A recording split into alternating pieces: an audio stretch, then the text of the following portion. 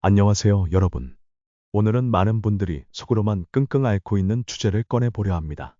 남들에게는 쉽게 말하지 못하지만 마음 한구석에서 곰곰이 되뇌게 되는 질문이죠. 꼴 보기 싫은 배우자와 어떻게 살아야 할까요? 결혼은 연애와는 다릅니다. 결혼은 생활이고 생존이고 때로는 감정의 소모전이기도 합니다. 연애 시절의 설렘은 사라지고 현실 속에서 마주하게 되는 건 끝없는 반복과 인내입니다. 그런 와중에 문득 이런 생각이 들죠. 왜 나는 이런 사람과 결혼했을까? 어떻게 이 사람과 평생을 살아야 하지? 이런 질문의 답은 어디에 있을까요? 오늘은 그 해답을 동서양 철학자들의 지혜와 실제 일상의 에피소드에서 함께 찾아보려 합니다. 먼저 첫 번째 이야기입니다. 무심하고 신경질적인 배우자에게 치지 않기 위한 어느 60대 여성의 이야기입니다. 그녀는 평생 가정을 위해 살아왔습니다. 아이들 뒷바라지, 남편 내조, 시댁 일까지 도맡아 하며 자신을 버텨냈습니다. 그런데 남편은 점점 더 무뚝뚝해졌고 말끝마다 비아냥이 섞여 있었습니다. 그걸 왜 또 물어봐? 당신이 뭘 안다고 그래? 하루에도 몇 번씩 무심하고 차가운 말이 날아들었습니다. 이젠 고맙다는 말도 미안하다는 말도 들은 기억이 없습니다. 처음엔 화도 나고 눈물도 흘렸지만 시간이 지나면서 그 말조차 꺼내기 힘들어졌습니다. 나만 참고 살면 되는 걸까? 그녀는 그렇게 자신을 잃어가고 있었습니다. 그러다 어느 날 가까운 상담실을 찾았습니다.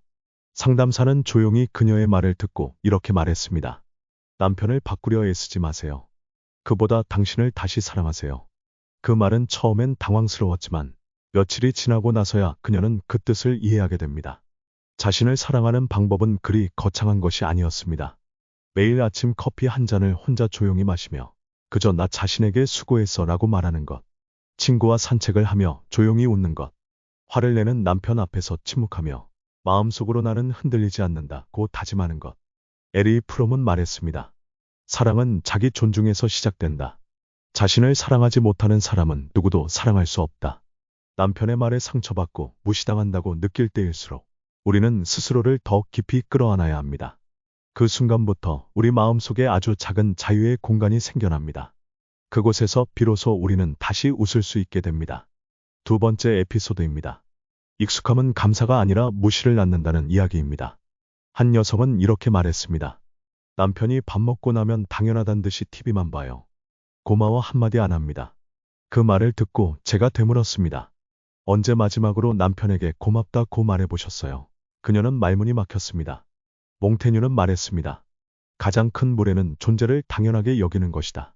사람은 이상하게도 낯선 이에게는 친절하면서 가장 가까운 사람에겐 무심합니다. 하지만 부부란 어떤 존재일까요? 인생이라는 길을 함께 걷는 유일한 동반자입니다. 그가 꼴 보기 싫은 건 성격 때문만은 아닐 수 있습니다. 서로를 너무 오랫동안 당연한 존재로 여겼기 때문은 아닐까요? 저 사람은 저래. 이제 와서 뭘 기대해. 그런 생각이 상대를 점점 더 멀게 만듭니다. 하루에 단 한마디 당신 오늘도 수고했어. 그 말이 부부 사이의 문을 다시 열 수 있습니다. 세 번째 이야기입니다. 성격 차이로 싸운다는 건 결국 누구의 잘못이 아니다. 라는 것을 알게 해주는 한 부부의 이야기입니다. 남편은 무뚝뚝하고 아내는 감정이 풍부했습니다. 남편은 말로 뭐하냐 해주면 됐지라고 말하고 아내는 마음 표현도 없이 뭘 해준다는 거냐며 늘 섭섭해했습니다. 매번 갈등은 반복됐고 말은 점점 가시가 돋기 시작했죠. 그때 한 철학자가 말했습니다. 그는 말 없는 방식으로 사랑하는 법을 배웠고 당신은 말 많은 방식으로 외로움을 표현하는 법을 배웠습니다. 둘 다 틀리지 않았습니다. 이 말을 들은 아내는 잠시 침묵했습니다. 자신이 바라는 사랑의 방식만이 사랑은 아니었다는 걸 그제야 알게 된 거죠. 에픽테토스는 말합니다. 우리가 통제할 수 없는 것에 화내는 것은 칼날에 얼굴을 찢는 것과 같다.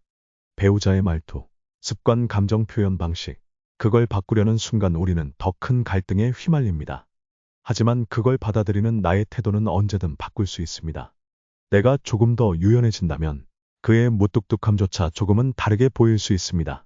네 번째 에피소드입니다. 부처님의 가르침을 통해 생각해봅니다. 어느 날 한 여인이 부처님을 찾아와 말했습니다. 제 남편은 화도 잘 내고 자식들에게도 무정합니다. 저는 이 사람과 살아야 하나요? 부처님은 조용히 물었습니다. 그 사람에게 당신은 어떤 사람입니까? 여인은 잠시 말을 잃었고 부처님은 이렇게 말씀하셨습니다. 남을 바꾸는 길은 멀고 나를 바꾸는 길은 가깝습니다. 때로는 배우자를 바꾸려 하기보다 내가 더 단단해지고 유연해지고 지혜로워지는 것이 더 빠른 길일 수 있습니다. 그것은 결코 포기가 아니라 성숙한 선택입니다. 마지막으로 프랑스 철학자 사르트르의 통찰입니다. 그는 이렇게 말했습니다. 지옥은 타인이 아니라 그 타인 안에서 괴로워하는 나 자신이다. 우리는 배우자라는 타인을 미워하지만 사실은 그 안에서 상처받은 나 자신을 더 미워하고 있는지도 모릅니다. 사랑하는 여러분, 꼴 보기 싫은 배우자를 바꾸려고 애쓰지 마세요. 대신 나 자신을 조금 더 이해하고 돌보고 다독여주세요. 그러다 보면 그 사람이 어느 날 낯설게 다가올 수도 있고 처음 사랑했던 모습이 다시 보일지도 모릅니다. 혼자서 이 영상을 보고 계신다면 아마도 지금 많이 지쳐 있으실 겁니다. 하지만 기억해 주세요. 당신은 결코 혼자가 아니며 지금 이 순간에도 당신은 사랑받을 자격이 있고 사랑을 줄 수 있는 힘이 있는 분입니다. 결혼 생활은 늘 쉽지 않지만 지혜와 인내, 그리고 자기 연민이 있는 삶은 분명 더 따뜻한 하루를 만들어냅니다. 오늘 이 이야기가 여러분께 작게나마 위로가 되었길 바랍니다. 여러분의 이야기도 댓글로 나눠주세요. 함께 나누면 외롭지 않습니다. 감사합니다.